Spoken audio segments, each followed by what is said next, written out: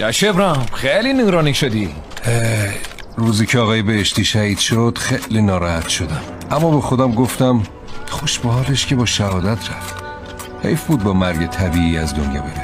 اصغر وصالی، علی قربانی، قاسم تشکری، خیلی از رفقای منم رفتن. طوری شده که رفیقام تو قطعه شهدا بیشتر از بچه مردمن. همه رفتن، دل ما رو خون نکن دیگه ابراهیم.